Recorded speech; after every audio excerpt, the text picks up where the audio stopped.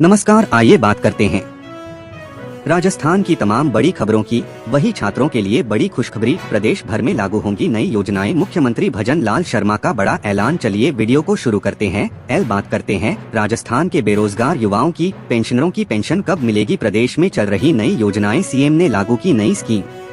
राजस्थान में 16 सितंबर 2025 की शाम 4 बजे के बाद मौसम में बदलाव की संभावना है।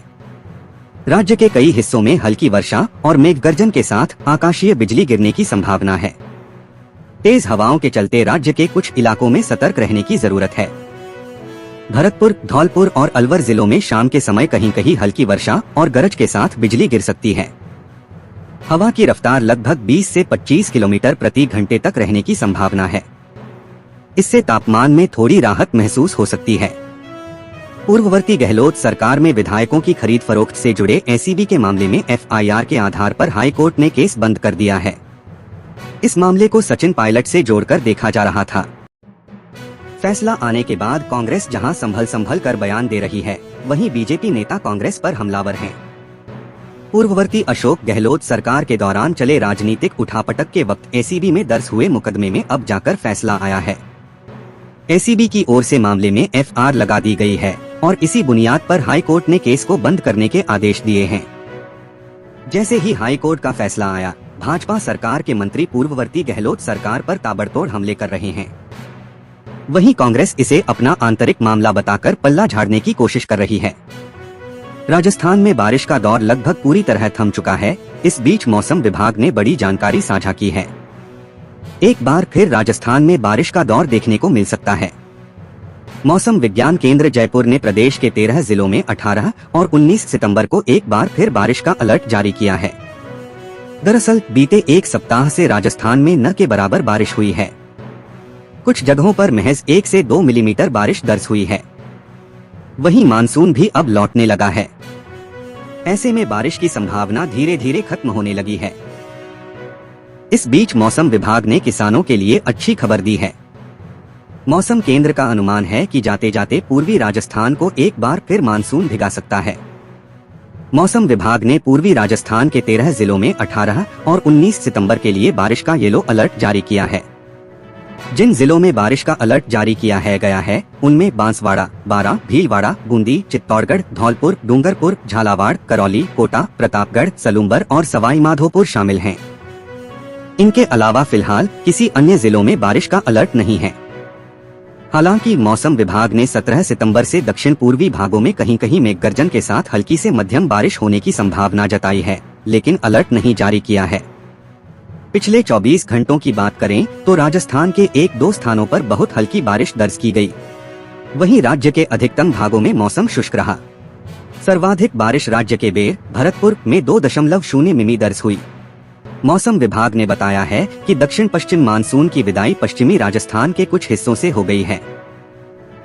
वहीं अगले 1-2 दिनों में अन्य हिस्सों से भी मानसून की विदाई के लिए अनुकूल परिस्थितियां बनी हुई हैं। पश्चिमी राजस्थान में आगामी एक सप्ताह तक मौसम शुष्क बने रहने की संभावना है। जयपुर शहर की सड़कें दीपावली से पहले ठीक होगी। राजस्थान के प्रभारी मंत्री जोगाराम पटेल ने यह दावा किया। साथ ही कहा कि प्रदेश में नदियों में दूषित पानी सरकार रोकेगी। वहीं जीएसटी सुधारों को लेकर कहा कि यह क्रांतिकारी कदम है। बरसात के कारण जयपुर शहर की सड़कें जर्जर हो गई है। शहर में हर एक इलाके में सड़कों पर गड्ढे, उड़ती धूल और हिचकोले खाते वाहन ही नजर आ रहे हैं। इन सबसे शहरवासी काफी परेशान है और जेडीएनगर निगम अफसर बेपरवाह हैं।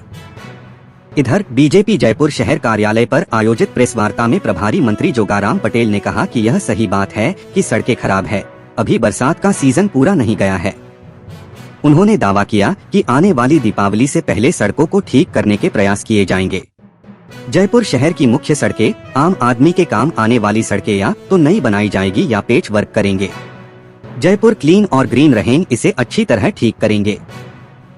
मंत्री जोगाराम ने आरजेएस में आ रही समस्या को लेकर कहा कि मात्र जिन अस्पतालों पर विवाद या आरोप हैं के भुगतान रुके हैं, जिसमें डिफिकल्टी है, वाजिब भुगतान है, उसे पूरा करेंगे ताकि आम आदमी को फायदा मिले।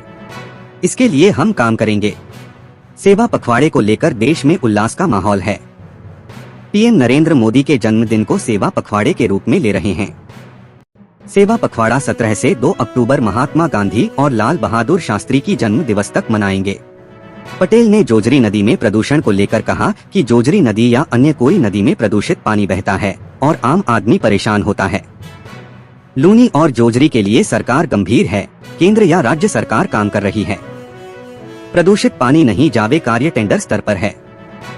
आम जन को कम से कम तकलीफ हो, एक दिन की समस्या नहीं है, लंबी समस्या है, कार्रवाई जरूर करेंगे। कोर्ट ने कई बार निर्णय दिए, पालना करेंगे। गंदा दूषित पानी नदियों में नहीं जाए, सरकार कृत संकल्प है। हर तरह का प्रयास हम कर रहे हैं, नदियों में दूषित पानी नहीं जाए। विधानसभा में कैमरे को लेकर कांग्रेस के आरोपों पर पटेल ने कहा कि स्पीकर ने स्पष्ट कर दिया कि कोई निजता भंग नहीं हो रही। इसके बाद आरोपों पर बोलने के लिए कुछ नहीं रह जाता। कांग्रेस नेता केवल आरोप लगाने के लिए आरोप लगा रहे हैं। मंत्री जोगाराम पटेल ने जीएसटी नेक्स्ट जेन पर कहा कि नरेंद्र मोदी ने प्रधानमंत्री बनकर देश की सेवा का जिम्मा लिया। उन्होंने अपने कार्यकाल में कई क्रांतिकारी कदम उठाए हैं। देश की आर्थिक विकास के लिए टैक्स सरलीकरण कर जीएसटी लाए। टैक्स संबंधी कई प्रकरण लंबित रहते थे, उनका पटाक्षेप हुआ।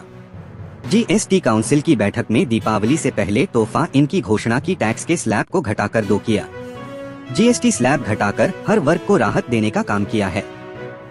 हमारे देश की आर्थिक व्यवस्था भी आगे बढ़ी है। विकसित देशों की आर्थिक हालत में भी वो सुधार नहीं हुआ जो हिंदुस्तान में हुआ है। भारत की इकोनॉमी धीरे धीरे स्ट्रांग हो रही है। विकसित भारत की संकल्पना और अमृतकाल पूरा होगा, तब विश्व की सबसे अच्छी आर्थिक व्यवस्था वाला देश भारत होगा। पीएम मोदी का विजन नेक्स्ट जनरेशन जीएसटी क्रांतिकारी परिवर्तन लाया है। भारत के प्रधानमंत्री नरेंद्र मोदी का जन्मदिन बुधवार 17 सितंबर को मनाया जाएगा। इस अवसर पर बीजेपी पार्टी की ओर से और बीजेपी शासित राज्यों में विशेष कार्यक्रमों का आयोजन किया जा रहा है। इसके साथ ही राजस्थान में भी पीएम मोदी के जन्मदिन पर खास कार्यक्रम आयोजित किए जा रहे हैं, जिसमें राजस्थान के मुख्यमंत्री भजनलाल शर्मा शामिल होने वाले हैं। इस अवसर पर भजनलाल शर्मा के नेतृत्व में राज्य सरकार द्वारा सेवा पखवाड़ा का आयोजन किया जा रहा है। साथ ही प्रधानमंत्री के जन्मदिन के अवसर पर बुधवार को स्वच्छता अभियान, रक्तदान शिविर, ग्रामीण सेवा शिविर एवं शहरी सेवा शिविर जैसे कई कार्यक्रम आयोजित किए जाएंगे, जिनमें मुख्यमंत्री शामिल होंगे। कार्यक्रमों की शुरुआत में मुख्यमंत्री प्रातः 7 बजे जयपुर के मानसरोवर स्थित सिटी पार्क में स्वच्छता ही सेवा कार्यक्रम में शामिल होकर सफाई अभियान में हिस्सा लेंगे। इसके पश्चात श्री शर्मा प्रातः 9 बजे जवाहर कला केंद्र पहुंचेंगे और प्रधानमंत्री के जन्मदिवस पर आयोजित प्रदर्शनी का अवलोकन करेंगे। राजस्थान के बूंदी जिले के एक थाना क्षेत्र में 8 वर्षीय बालिका के साथ उसके 16 वर्षीय चचेरे भाई ने बलात्कार किया। बालिका को गंभीर हालात में उपचार के लिए जिला अस्पताल में भर्ती कराया। उधर वारदात की सूचना के 12 घंटे बाद भी पुलिस ने पीड़िता के बयान लिए। इस दौरान आरोपी फरार हो गया। पुलिस उसे तलाश कर रही है। पीड़िता की दादी ने बताया कि उसकी 8 साल की पोती सोमवार सुबह 10 बजे जंगल में बकरियां चराने गई थी। उसके साथ गांव की अन्य बालिकाएं एवं चचेरा भाई भी मवेशी चराने गए थे। शाम 4 बजे तक उसकी पोती को छोड़कर अन्य सभी बालिकाएं अपने मवेशी चराकर वापस आए गए थे। करीब 1 घंटे बाद शाम 5 बजे पोती घर लौटी तो उसके कपड़े खून से सने हुए थे। पहले तो उसने डर के मारे कुछ नहीं बताया। दादी ने उसे दिलासा देकर पूछा तो उसने बताया कि वह साथ में मवेशी चराने गई चाची के इंतजार में जंगल में बैठी हुई थी। तभी आरोपी चचेरा भाई आया। वह उसे जबरन वहां बने कमरे में ले गया और बलात्कार किया। पीड़िता के रक्तस्राव होने के कारण परिजन उसे पास के अस्पताल ले गए। राजस्थान के बाड़मेर के रीको थाना क्षेत्र के शिवनगर में झुंझुनू जिले के कासनी गांव निवासी मुकेश कुमारी की हत्या के मामले में पुलिस ने मृतका के भाई की रिपोर्ट के आधार पर मंगलवार को आरोपी शिक्षक मानाराम के खिलाफ हत्या का प्रकरण दर्ज किया। साथ ही मृतका का मेडिकल बोर्ड से पोस्टमार्टम करवाकर शव परिजनों को सुपुर्द किया। शिक्षक ने पूछताछ में पुलिस को बताया कि मुकेश कुमारी शादी के लिए उस पर दबाव बना रही थी। रीको थानाधिकारी मनोज कुमार ने बताया कि झुंझुनू जिले के कासनी गांव निवासी मुकेश कुमारी की हत्या का प्रकरण दर्ज हुआ है।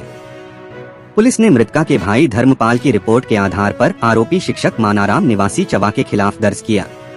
पुलिस ने मृतका का मेडिकल बोर्ड से पोस्टमार्टम करवाया और शव परिजनों को सुपुर्द किया।